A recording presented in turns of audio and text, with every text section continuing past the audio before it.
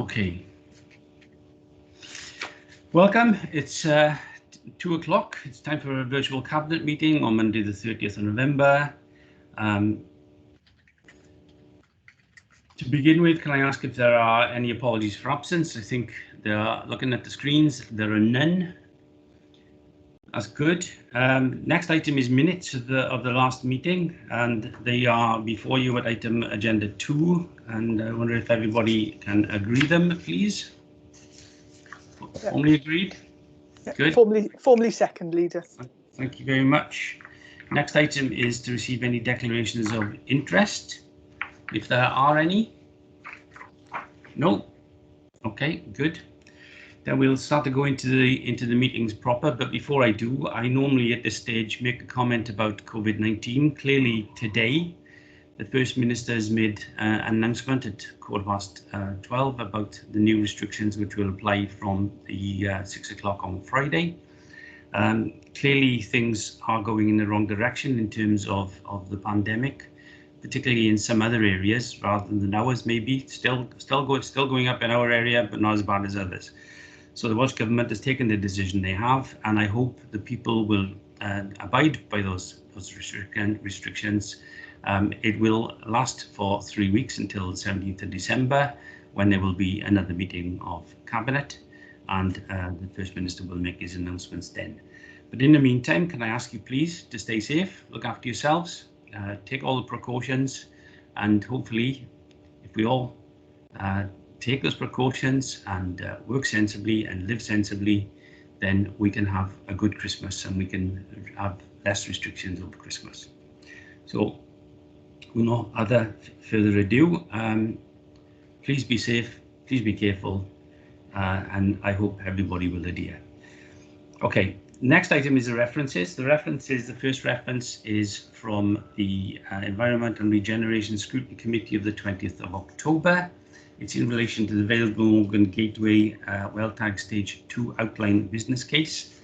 They talked about and I think it's important to realise this is the Vale Gateway Station, and it's a WellTag Stage 2 procedure.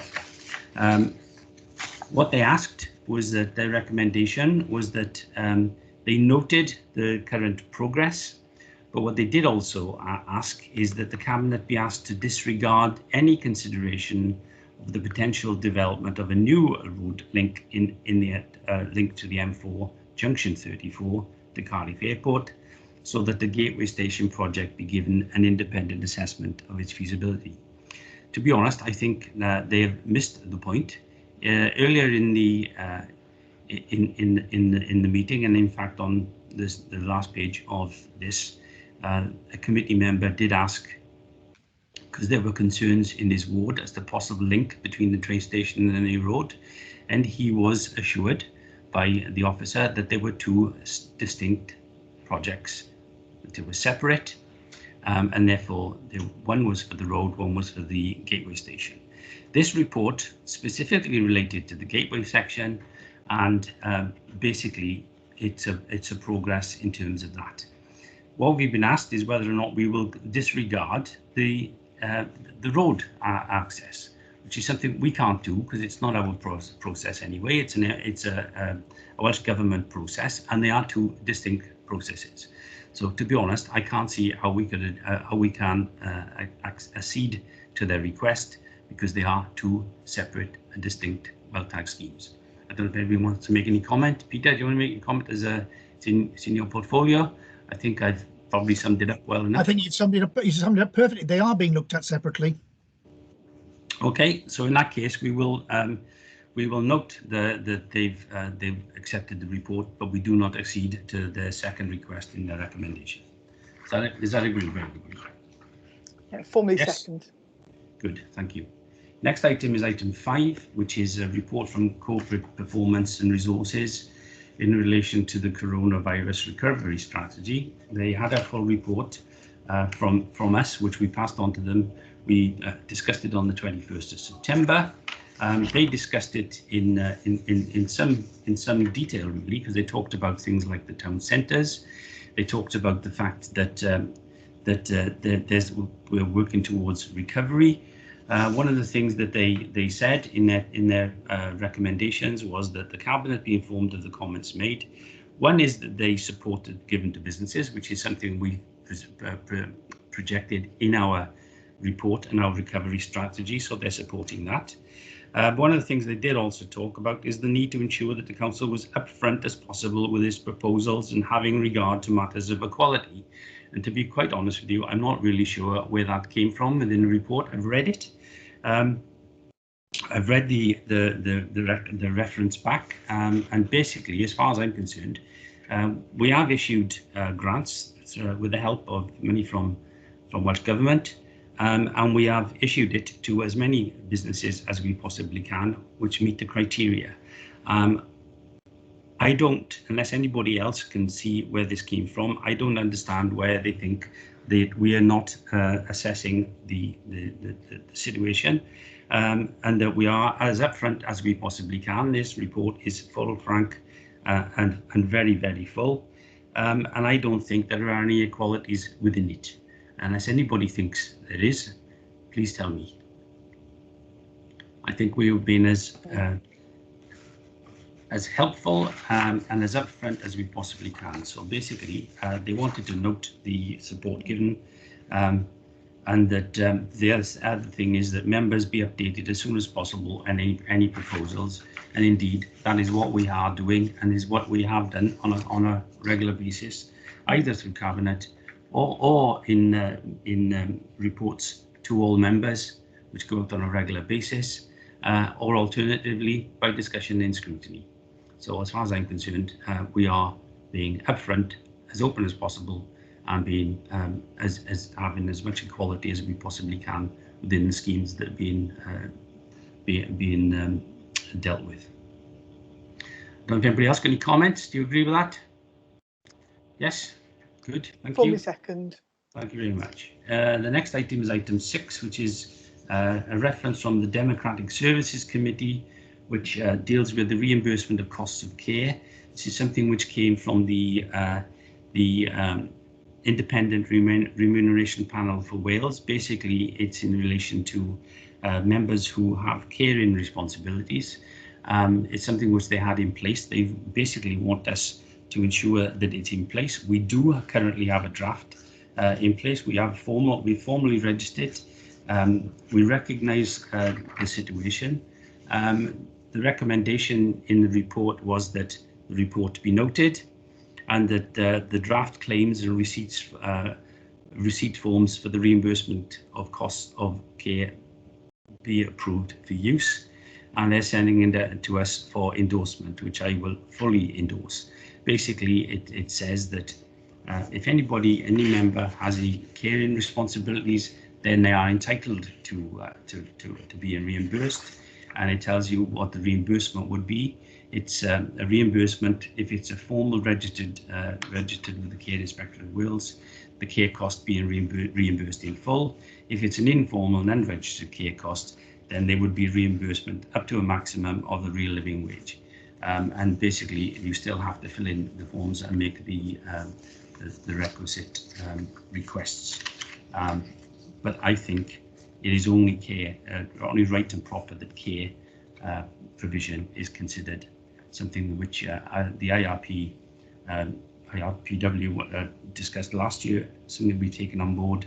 And basically, I think we need to endorse it and encourage as many people as necessary to use it. I don't know if you've got any comments from that. No. Thank you. The next item is agenda item 7, which is the remote corporate parenting panel minutes. This is a part 1 report. The minutes of the 28th of September are before you. Ben Gray, Councillor Ben Gray, is chairman of our committee. I don't know if you want to make any comments at this time, Ben, but they are for noting at this stage. Yeah, thank you, Leader. Just briefly, we touched upon a few areas in our discussions. There's a continued aim of Welsh Government to reduce the number of children looked after. We reflected on those plans and how they've been affected by COVID-19. And we also looked at attainment of the end of Key Stage 4 for a number of our children looked after. Obviously, as those include personal details or certainly information that could identify individuals. That's why we consider part of these minutes under part 2. But so I'd ask Cabinet to note the work the panel's done in these minutes at part 1. Okay, I'll second that. Is that agreed? Yes. Good, thank you. The next item is agenda item 8, which is minutes of the Cardiff Capital Region Cabinet of the 19th of October. The minutes are before you. Basically, they went through lots of information in relation to evaluation and evolution in terms of the Regional Economic Growth Partnership. It also talked about rebuilding local wealth post-COVID-19. It talked about strength in places in the report, and there were some other issues in terms of that, which some of which were confidential under part 2 because they dealt with personal details and financial details of companies that we were dealing with. But basically, they are for noting and for your information. So I will move that they are noted. Is that agreed? Yes? Agreed. Thank you very much. The next item is item 9, which is the use of the managing director's emergency powers. As you know, there is a delegation given to Rob as managing director to make these decisions through emergency powers, which come through us as me as leader and others as cabinet members. They are for noting. They are fully within the report, which I don't intend to go through because they've been carried out and they're for noting. So agreed? Okay. The next item then is the reports proper. The first item is a report of initial revenue budget proposals for 2021-22 and the medium-term financial plan for 2020-21 to 2023-24. This report really presents the initial revenue budget proposals for 21-22. This year, the medium-term financial plan has been produced as part of the initial budget proposals. It sets the context for the budget setting processes, linking the Council's strategic planning process with the budget process, so ensuring consistency between the two. The plan attempts to match future predictions and predicted resources and expenditure. It tries to identify potential for shortfalls and provides a financial framework for the coming 3 years. Clearly, the impact of COVID-19 pandemic has been felt both operationally and financially and has resulted in additional expenditure being incurred, together with a loss of income. Funding has been received from Welsh Government to support this financial impact. However, there is a huge uncertainty as to how the picture will develop over the coming months, and therefore it's very difficult to provide predictions for the coming year and beyond. As you know, the Council's budget is determined largely by the settlement provided by Welsh Government. The Council's provisional settlement has not yet been announced and is expected this year on the 22nd of December, with the final settlement due to be received on the 2nd of March 2021. This means a significant amount of the preparation for the budget will need to be completed prior to receiving the final settlement on the 2nd of March. It is also important to realise that the Council is required under statute to fix the level of council tax for 21-22 by the 11th of March. And in order to do so, we will have to agree a balanced revenue budget by the same date. As a result of the delays, because we don't have in the estimates all the final figures, assumptions have to be made within the draft estimates with regards to the Welsh Government's funding for the coming financial year. The plan has been based on 3 different scenarios. These are a cash neutral settlement, a 1% reduction each year for the period of the plan, and a 1% increase each year. Within the draft estimates, the following has also been assumed. No allowance has been made for price inflation. The cost of staff pay has been fully funded, Although I have to say this may change, because if it's agreed, there will not be a pay award for the public sector in 2021-22. Then that will have to be a revision of the estimates. Clearly, the Chancellor has said that there will be a pay freeze for public sector. That hasn't been finally announced. I'm hoping that's not going to be the case, but if it is, then we'll have to make some changes to the assessment. It also assumed that all cost pressures totaling £10 million are fully funded. It also assumes that all approved savings of £116,000 are achieved. The scenarios that have been modelled relating to the council tax are 4.9% increase each year, which is the same level as in 2021, and increasing the level to the Welsh average, which would be 8.4% in 2021, and an increase thereafter of 4.62% to maintain the average, assuming the same increase as the Welsh average for 2021. So the initial estimates in the report identify a shortfall in funding for each of these scenarios. These figures obviously vary, but by way of illustration, if the council receives a cash neutral settlement from Welsh Government and there is a council tax rise of 4.9%, there is an £11.2 million funding gap for the coming financial year. The details of the different scenarios are outlined in today's report at page 5, which I won't go into.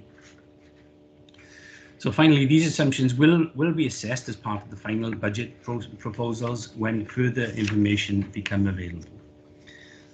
So as I said, these are the estimates. So the next steps are for the estimates. They will be considered by the scrutiny committees and the budget working group for final consideration by Cabinet in February and Council in March 2021. So the report recommends the following. 1, that the initial revenue budget proposals for 2021-22 be approved for consultation with the relevant scrutiny committees and other consultees.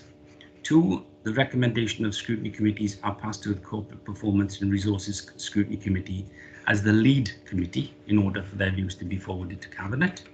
The Cabinet consider and endorse the contents of the draft medium-term financial plan for 2021 to 23-24, and we're asking you is to endorse that medium-term financial plan today. That the plan is referred to Corporate Performance and Resources Scrutiny Committee for consideration. This is the medium-term financial plan, with any comments made by the committee being taken into account by Cabinet as part of the final proposals for 2021-22. And finally, delegated authority is granted to the Head of Finance, Section 151 officer, in consultation with the Executive Leader and Cabinet Member for Performance and Resources and the Managing Director to review and agree for the completion and approval of the final budgets for 2021-22. So simply, the reports are before you.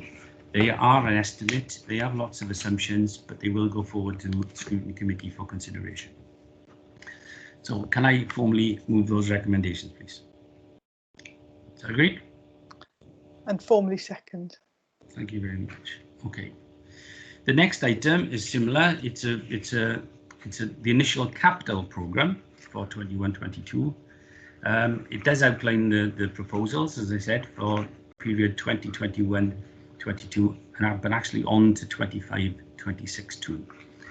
The provisional general capital funding for 21-22 has not yet been announced by Welsh Government in the same way as I indicated earlier.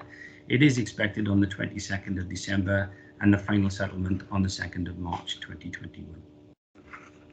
From 21-22 onwards, no further indication of additional funding has been received from Welsh Government, therefore the level of capital funding included in this report has reverted back to the same level as set out in the 2018-2019 provisional state settlement, and will then remain constant for the remainder of the period of this programme. We really don't know how much is going to come in from this report. Assumptions have also been made in regard to the major repairs allowance, which will be received to housing services. We assume that we will continue to have that. As in previous years, all services have requested to identify possible new capital schemes, and these have been reviewed in accordance with the agreed criteria. All the capital bids received total £8.586 million in 21-22 and £20.506 million over the 5-year period. The bids are all shown in Appendix 2 to the report.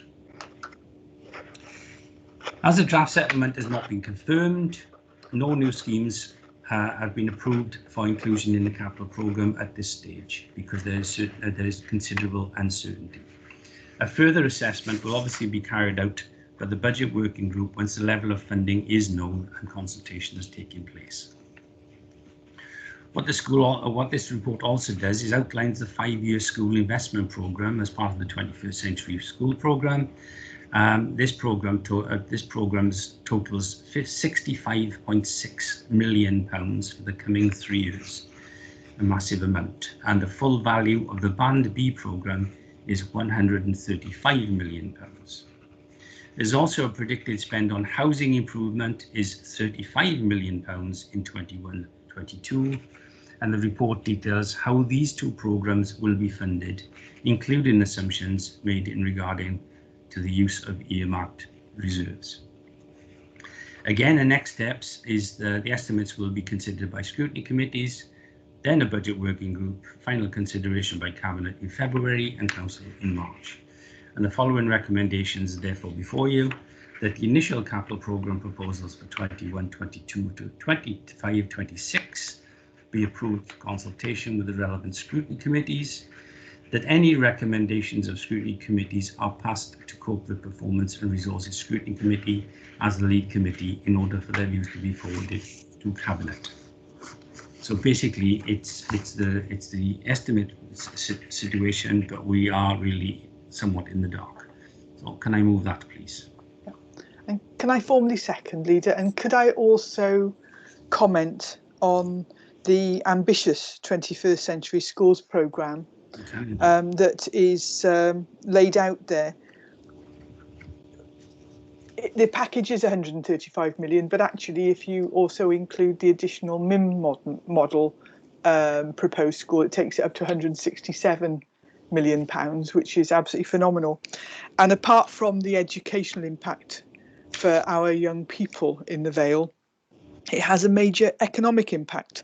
We heard recently the community benefit side of the 21st Century School programme, and recently with the 3 primary schools that we are currently planning have already started, there are opportunities for local businesses in all sorts of things, from blinds, ceramic tiling, painting and decorating, signs, landscape. These are all things that are being tendered currently.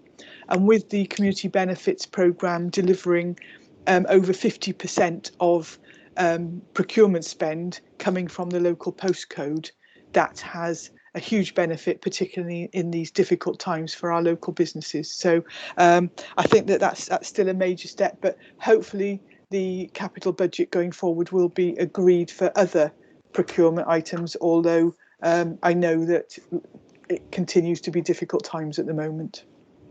Absolutely. I think it's a massive package, and everybody needs to be congratulated on it, and I hope that this will continue in the same vein. Okay, any other comments? Otherwise, agreed, go forward. Then in terms of the rest of the budget, there's an initial housing revenue account budget proposals for 21-22. This report presents the amended budget for the housing revenue account for 2021-22 and the initial budget proposals for 21-22.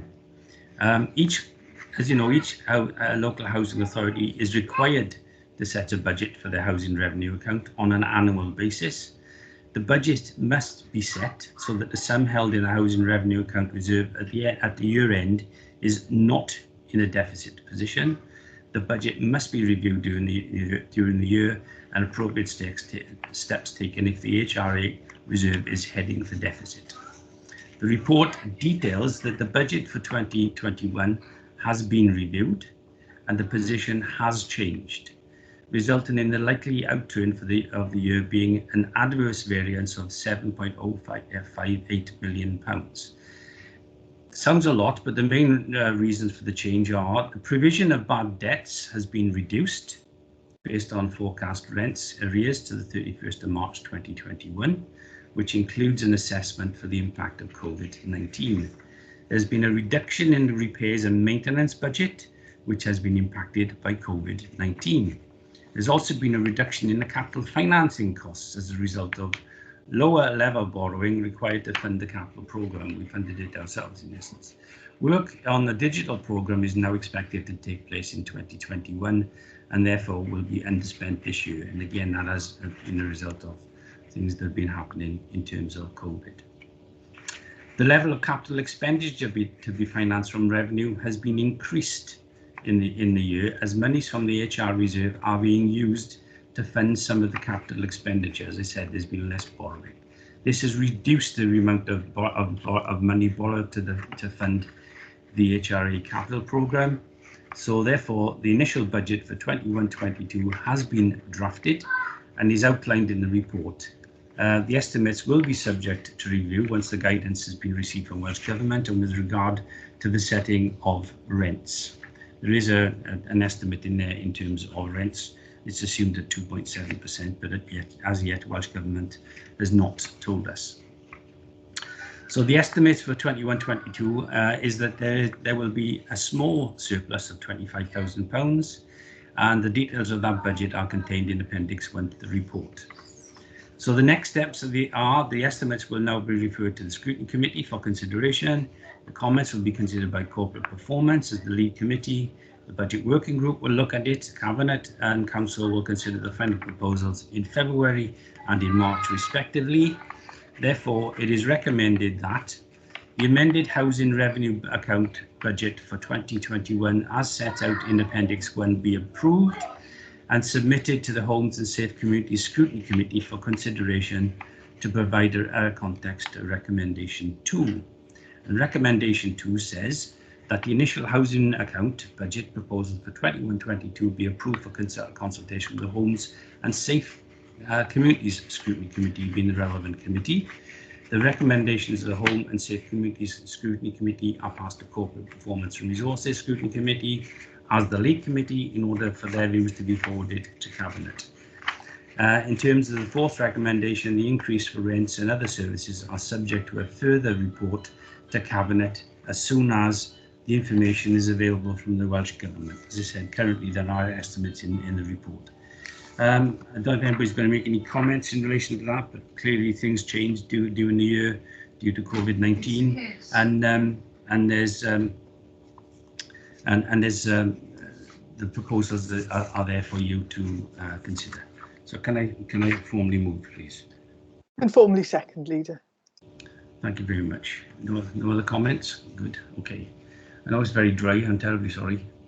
The next item is item 13, which is the Treasury Management Mid-Year Report.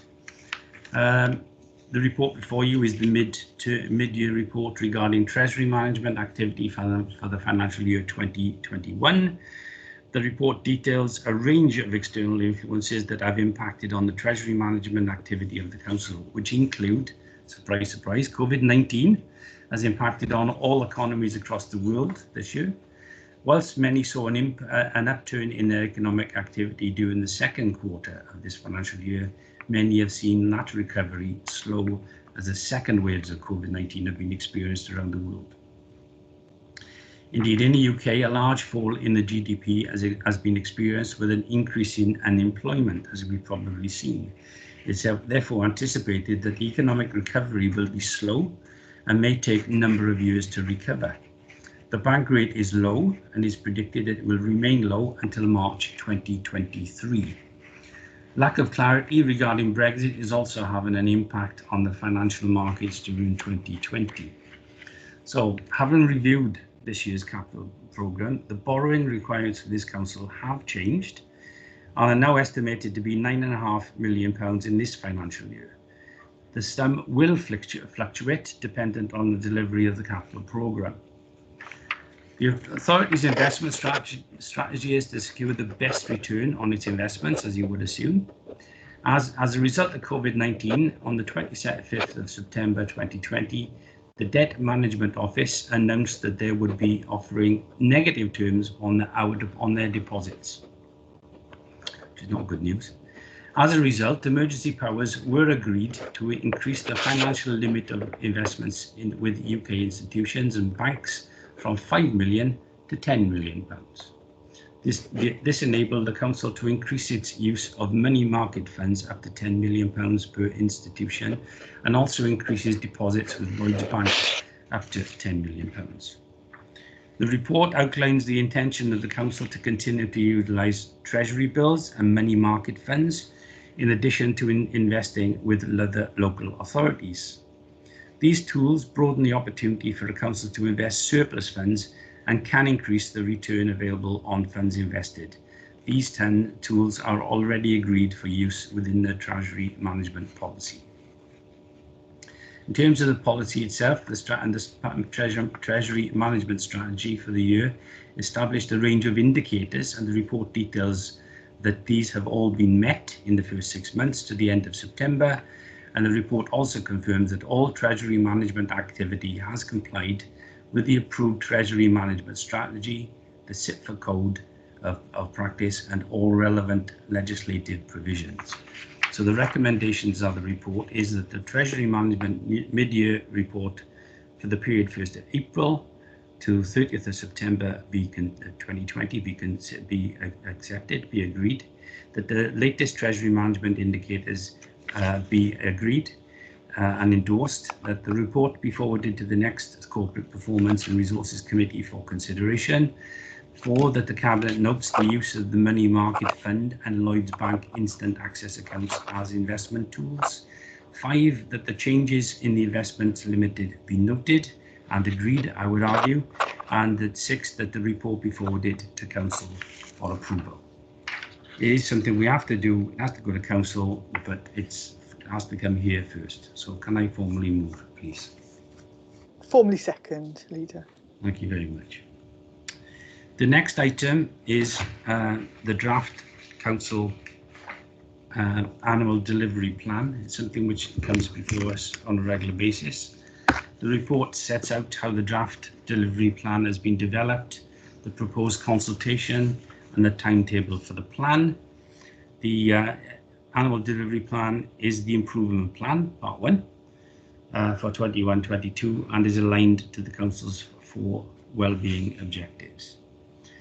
It details the activities will be taken during the year within the context of the current COVID-19 pandemic and the Council's recovery strategy. The commitments will be reflected in the annual service plans together with the service improvement targets. Publishing our wellbeing objectives at the start of the financial year will enable us to meet our statutory obligations, which places specific duties on the Council, and the Council is required to publish its wellbeing objectives by the 31st of March each year, and to keep these under review, which is obviously the case. The Council has also set annual improvement objectives and published these as soon as possible at the start of the financial year. So if we do this now, we can go forward. The local government and elections, as it was bill, it's soon to become an act, places a similar duty on local authorities, and that's currently waiting for royal assent. Our corporate plan, wellbeing objectives, and associate commitment for 21-22, as outlined in the draft annual delivery plan, will be reflected in the service plans, as I've said, and these will be presented to the relevant scrutiny committees in the new year, together with the proposed service improvement targets for 2021-22. So the recommendations are that the Cabinet approves the draft annual delivery plan, which is Appendix A, as the basis for consultation, as described in the report. That Cabinet approves the consultation approach and the timetable set out in the report on page 7. that the Cabinet notes the approach taken this year to the draft annual delivery plan and relationship within the annual service plans, and that 4, the Cabinet refers this report to all scrutiny committees as part of the programme of consultation, is requesting any comments to be shared with the Head of Policy and Business Transformation to inform revisions to the annual delivery plan. So this is the beginning of the process. It has to go forward to all scrutiny committees again, and can I formally move, unless anybody's got any comments? Is that agreed? Yeah, formally second, Leader. Good, thank you. The next item is a very, very comprehensive report. It's on the Brexit, the current position and preparedness update. The report does actually set out the position on the Brexit, and it does say as the 16th of November, but I don't think much has changed since then, and outlines the potential implications associated with the next phase of the UK's departure from the European Union. The report takes into account the different trade outcome scenarios. It flags new or emerging risk areas associated with Brexit and proposes some preparatory work which are contained in the action plan to address these identified risk areas. From, as you should know, to January 2021, the freedom of movement will come to an end. The EU settlement status scheme has been established, and the process in the UK whereby EU citizens can apply for settled status or pre-settled status. To be eligible to all, to be eligible to apply to all EU citizens, but they must reside in the UK before the 31st of December 2020 deadline. Any EU citizen that enters the UK after that point would need to follow the UK's immigration policy that will be introduced from January 2021. Also from the 1st of January 2021, the UK will leave the EU single market and customs union, and instead will need to pursue its own independent trade policy, which will see the introduction of a new set of customs arrangements and regulatory controls. Until recently, trade negotiations between the EU and the UK had stalled, such as governance, fisheries, and the level playing field arrangements, which basically is referred to at the bottom of the page, but basically says that you can't have unfair competition within any member states. The implications of a trade versus no trade scenario are also explored in the report, and consideration is given to the current status of Brexit negotiations, which, as you know, have basically stalled. There are massive implications, I think, potential implications for us in the UK, the Council, our citizens, the wider community, and the risks have all been undertaken. The risks areas have been categorised as internal or external, and each risk has been assessed on the basis of likelihood and impact in order to give it a risk score, and it's also been graded in terms of level of internal control influence the Council has over these issues. So the analysis of risks routine have been used to inform and refresh the Brexit Impact Assessment Plan, which is attached to the report. So the report basically seeks consideration of the Brexit position as outlined in the body of the report, and the endorsement of the actions contained in the Brexit Impact Assessment Plan for implementation. It is intended that this action plan be regularly monitored by Cabinet as well as by the Strategic Leadership Team and the Inside Board. If approved, the actions contained within the action plan will be incorporated into the corporate risk registers risk management plan on Brexit for monitoring via audit committee.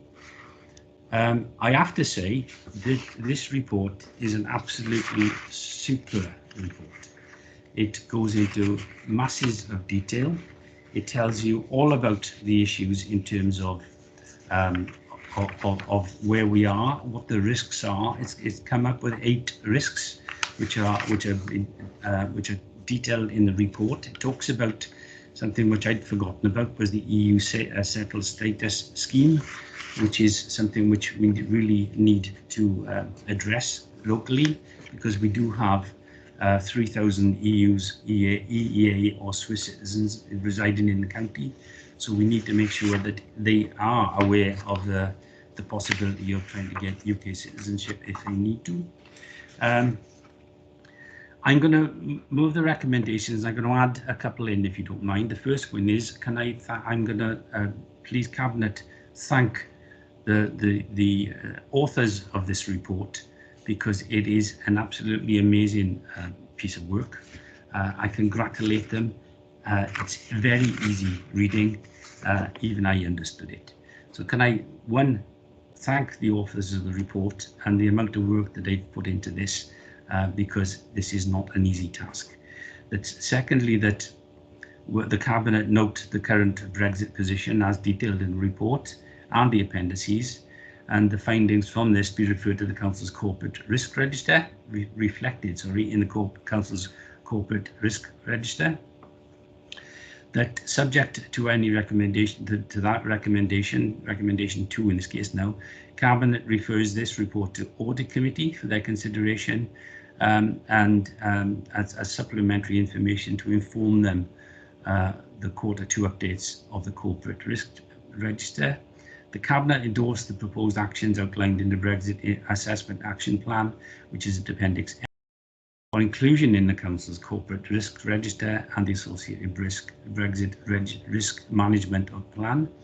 That 5, the Cabinet endorses the proposed approach for managing and monitoring the preparation work for Brexit by the Corporate Risk Register. 6, that the Cabinet members endorse that the Insight and Strategic Leadership Team continue to monitor the Brexit situation, and that Cabinet endorses the sharing of this report with all elected members, town and community councils and the Public Service Board. I would go further. I would also share it with GBS as our partner in the voluntary sector, because that is an important area. I'd like to also make a further recommendation that as a council, I know we're already doing it, but I think we need to do it particularly in the last month. We make aware of the application process for the EUSS process. Urge those applications if they wish to stay in the UK, but also not only sort of encourage those people who live and reside in the Vale of Glamorgan, but also any staff and staff members and who could be affected by this, because I can think of at least one person who automatically comes to mind who was a staff member, and I think we have more than that. So I will move those recommendations. I've added a couple. One is that we thank the staff for producing the report. We include GBS in the distribution, and that we undertake a public awareness strategy of the EUSS applications process, particularly with staff members who may be affected or their families that may be affected. Sorry, I've gone on a bit. I don't know if anybody's got any comments in relation to this, but I have to say it is a superb report. I sat down, I was transfixed. Liz. Thank you, Leader. Well, first I'd like to formally second, but I'd like to make the comment that so often reports come to Cabinet when most of the options have already been worked out and we know the way forward, and sometimes it can create the perception that, you know, there are no variables, that we know exactly which direction we're going, etc. And there is a question over bringing a report like this, where we're still in such a fluid state, where there are high levels of complexity, an awful lot of things haven't been bottomed out yet. But that, as we've learned with COVID-19, that is the world that we currently live in, where we are constantly working on shifting sands, trying to work out the way forward and manage risks. One such thing is the discussion on the Shared Prosperity Fund, you know, the replacement EU funding. Now, we're hearing that for the UK as a whole, the level of funding might not be much more than Wales has historically received every year. And that's got huge implications for us, because for areas of the Vale that are rural or classified as rural, which is basically anything except Barry and Penarth, the council's rural regen team, the creative rural communities, have had a huge impact over the years. And there is a potential for us not be able to move forward with that, coupled with the statements recently from the Farmers Union of Wales over the concerns on agricultural funding going forward. There are some big risks for us in the Vale, and we need to continue to be really alert to these and analysing them. But as I said, with the level of report, as you've mentioned, that we've already had today, I have every confidence that our staff will keep us fully up to date and fully informed. But as I said, I'll formally second. Okay, thank you very much. Okay, if this are agreed, the recommendations, I'm sorry to add those ones in, but I think they were important. I think Peter wanted to come in. Oh, Peter, sorry. It was just to endorse your comment about the reports and the appendices, and to place on record or reiterate the thanks and appreciation for those who've brought this information forward. Mainstream media news is mostly dominated by coronavirus, perhaps rightly. Brexit news is often the headline stuff. This is actually meat and potatoes, useful information, and I totally endorse that. This is a fascinating report. Thank you, Peter. Yeah, I think he was saying it's a brilliant report. Okay, no further ado, if you agree that, the next item is item 16, to come back down to the earth with a bang. This is to seek approval to agree an early surrender of the legacy leisure lease to Homeview Leisure Centre, and subsequently grant a 2-year lease to the property to Cardiff University Health Board to enable the UHB to utilise the building as a vaccination centre for COVID-19. Very simply, this follows on from the fact that we've had a request for a building. This serves the purpose for the for vaccination centre in the Vale. Prior to the start of the pandemic, we agreed that Homeview should be marketed for community type use. Regrettably, due to the restrictions imposed by the UK government and Welsh government as a result of COVID-19, marketing was unable to progress. And in the meantime, the council has been approached by the UHB. Colleagues from the UHB have inspected Homeview, and they've confirmed that it is suitable for them for the requested a 2-year lease. Given the need and to ensure this an urgent provision, the new vaccine centre, in light of the unprecedented challenges, is therefore proposed to suspend the marketing exercise of Homeview and to grant the 2-year lease to UHB on terms and conditions to be agreed. And it's clear that one of the things I asked was, do they need the whole building? And they do. An agreement relating to the early surrender of the existing lease to the property to Legacy Leisure will be reached, hopefully, and early discussions in relation to the proposed surrender have been positive. 5 recommendations. The Director of Environment and Housing Services, in consultation with the Head of Finance, Section 151 Officer, the Monitoring Officer, Head of Legal, and the Democratic Services, negotiate the surrender of the current lease on Homeview, currently with Legacy Leisure, and the proposed new lease to the UHB. That the Director of Environment and Housing Services, in consultation with the Head of Finance, Section 151 Officer, the Monitoring Officer, stroke Head of Legal and Democratic Services, and the Executive Leader, be authorised to grant a 2-year lease with break clauses of Homeview Leisure Centre to the UHB for the use of a vaccination centre and other associated uses, subject to recommendation 1 above.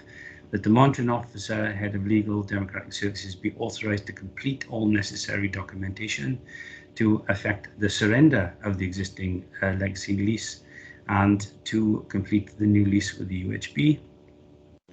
4, that the marketing of the building be recommenced during 2021 to allow sufficient time for bids proposed to be considered and a successful bidder confirmed, ensuring that the building is beneficially occupied as soon as possible after the UHB lease expires, the urgency procedures as set out in 1414 of the Council's Constitution be used in respect of the recommendations 1 to 4 above. Quite simply, we need a vaccination centre. This has been established at it, and we'll go forward with that.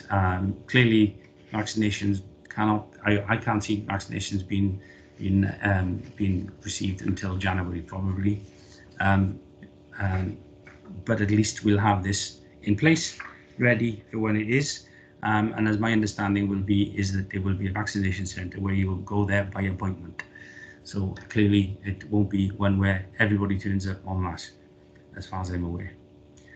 Clearly that wouldn't be good. So can I move the recommendations, please? Can I formally second? And I think Ben wants to speak. Thank you, Ben. There's no hands going up. I'm gone up now. Yeah, I did put it up there.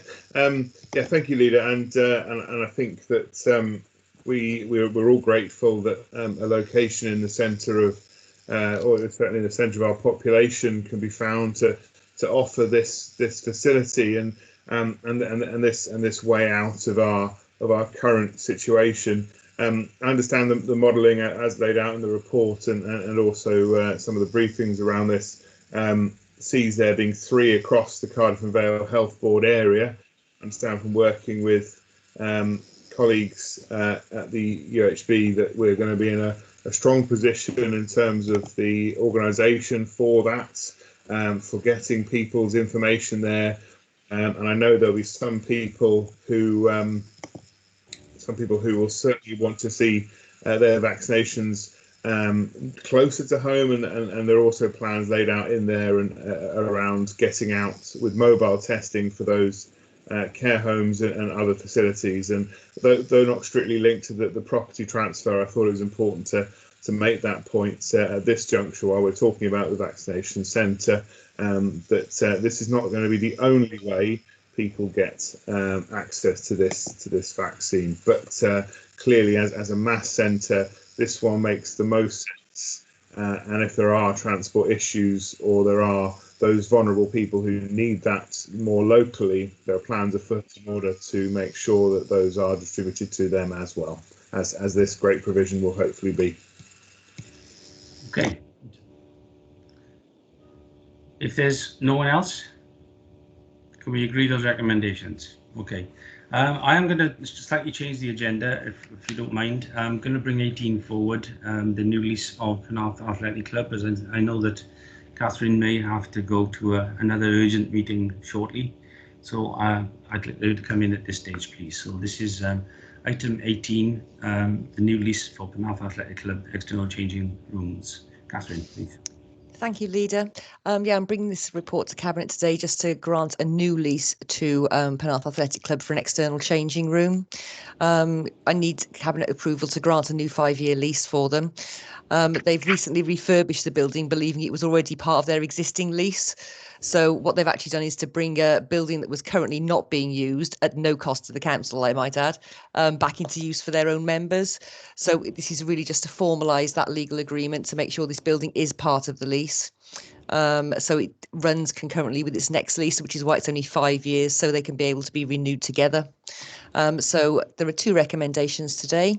That the authorities granted to the Director of Head of Environment and Housing Services in consultation with the Head of Finance Section 151 officer and the Cabinet member to agree conditions for a 5-year lease for the formal external changing rooms at Penarth Athletic Club, to enable this facility to be under lease to the Penarth Rugby Club and to be used by members, the club members only, and the Head of Legal and Democratic Services be authorised to prepare, complete and execute the required legal documentation for the new lease arrangements. Currently, Penarth Athletic Club are in negotiations with ourselves in relation to the ongoing conversation in relation to single use, and they're very engaged with us, so it's really a positive step on their behalf, and I would ask Cabinet to approve this, please.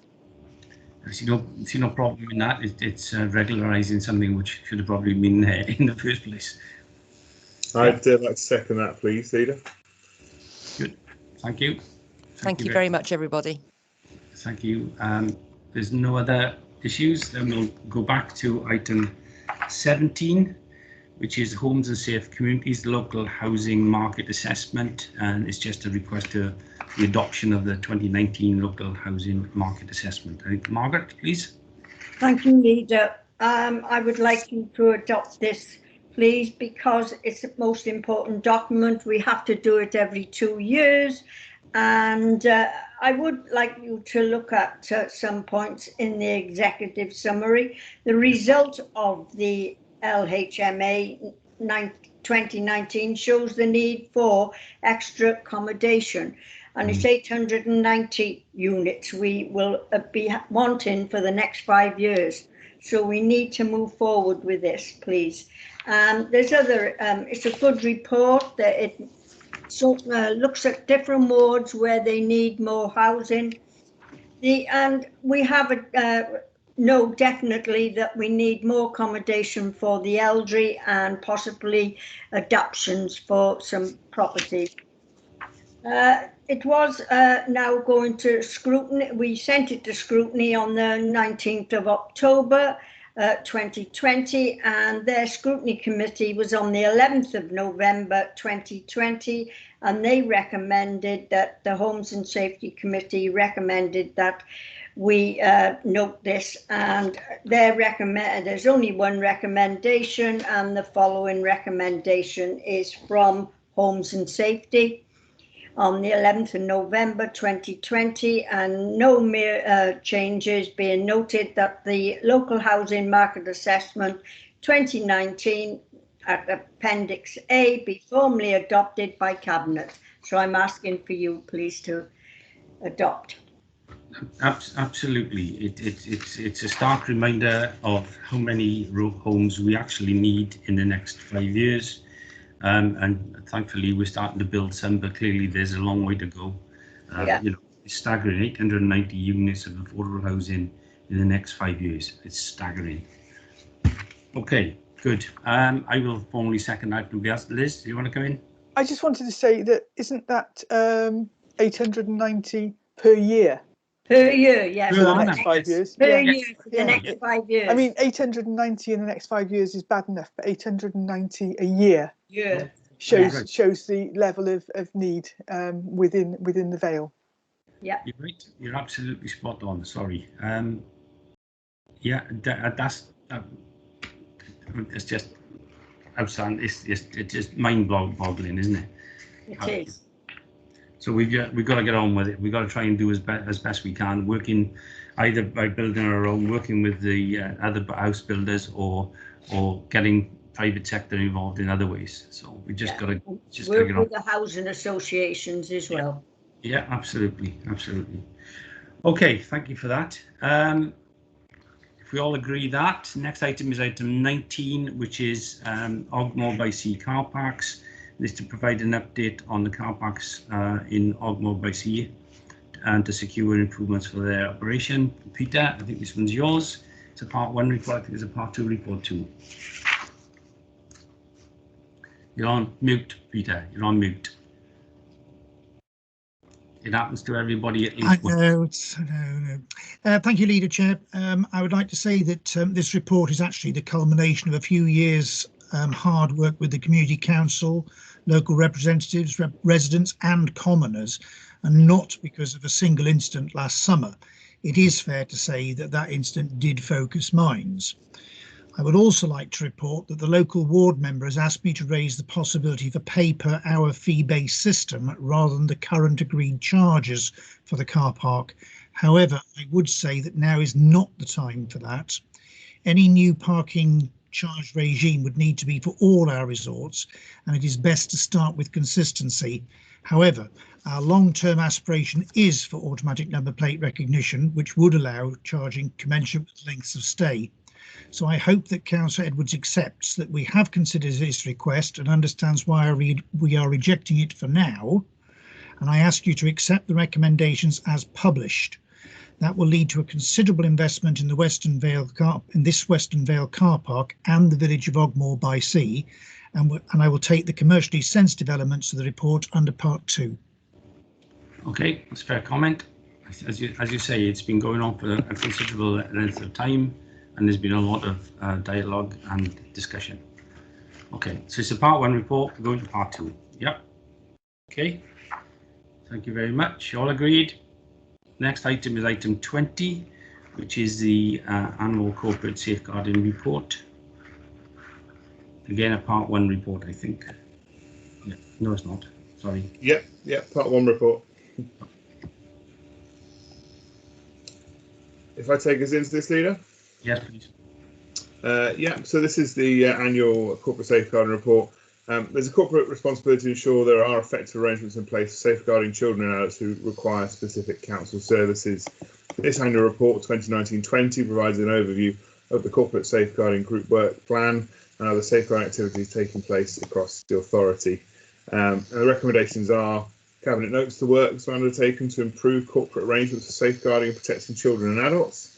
The Cabinet continues to receive 6 monthly reports on work carried out to improve corporate safeguarding arrangements and the effectiveness of relevant policies, and that the report is referred to healthy living and social care, learning and culture, home safe communities, corporate performance resources, scrutiny committees and audit committee for consideration for their respective parts of the council.